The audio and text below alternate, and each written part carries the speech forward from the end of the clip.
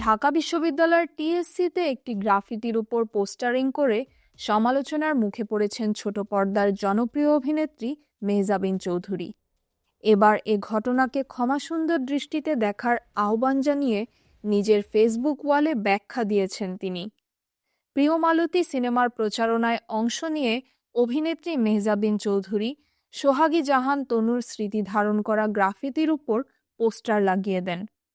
সিনেমার প্রচারণায় ঘটে যাওয়া এই অনাকাঙ্ক্ষিত ঘটনায় সামাজিক মাধ্যমে তীব্র প্রতিক্রিয়া তৈরি হয়েছে। পরবর্তীতে নিজের ভুল স্বীকার করে ক্ষমা চাইলেও মেহজাবিনকে ঘিরে যেন বিতর্ক থামছে না। 2016 সালে নির্মমভাবে হত্যার শিকার হন কুমিল্লার ভিক্টোরিয়া কলেজের শিক্ষার্থী তনু। এই ঘটনা আজও দেশের মানুষের হৃদয় ক্ষতচিহ্ন হয়ে রয়ে গেছে।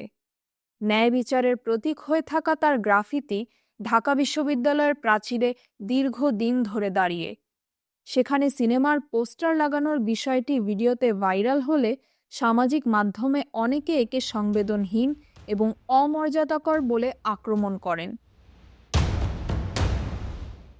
আমাদের উদ্দেশ্য কখনোই তনুর স্মৃতিকে অসম্মান করা ছিল না, এটি একটি অনিচ্ছাকৃত ভুল। তবে তার এই ব্যাখ্যায় সবাইকে সন্তুষ্ট করা সম্ভব হয়নি। অনেকেই প্রশ্ন তুলেছেন, এমন একটি সংবেদনশীল জায়গায় পোস্টার লাগানোর আগে কেন আরও সতর্কতা অবলম্বন করা হয়নি। ইন্টারনেটে বিতর্ক আরও ঘনীভূত হয়েছে একটি প্রশ্ন ঘিরে, এই ভুল কি আসলেই অনিচ্ছাকৃত? অনেকেই মনে করছেন এটি সিনেমার প্রচারণার অতিরিক্ত তাড়াহুড়োর ফল। কেউ কেউ ক্ষমা করার পক্ষে থাকলেও অনেকের দাবি এই ভুল ক্ষমার যোগ্য নয়। এমন পরিস্থিতিতে প্রশ্ন উঠে, দর্শকরা কি এই বিতর্ক ভুলে মেহজাবিনের সিনেমা দেখতে যাবেন?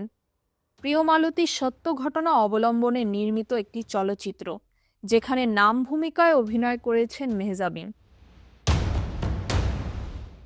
তবে মেহজাবিনের অনুরাগীরা তার ক্ষমা প্রার্থনাকে ইতিবাচকভাবে নিয়েছেন। তারা মনে করেন ভুল করা মানুষ মাত্রই স্বাভাবিক এবং সেটি সংশোধনের চেষ্টা প্রশংসার যোগ্য। কিন্তু যারা তনুর ন্যায় বিচারের লড়াইয়ে আবেগপ্রবণ, তাদের কাছে এই ঘটনার ক্ষত কিছুটা গভীর। সত্যিই ভুলটি অনিচ্ছাকৃত ছিল কিনা এবং দর্শকরা এটি ক্ষমা করে সিনেমাটি গ্রহণ করবেন কিনা তা সময়ই বলে দেবে। তবে এটি পরিষ্কার যে তনুর স্মৃতি এবং ন্যায় বিচারের সংগ্রাম মানুষের হৃদয়ে গভীরভাবে গেঁথে আছে এবং সেটি অবজ্ঞা করার মতো নয়। তাহমিনা রহমান, হাফসা, ঢাকা ওয়েস্ট।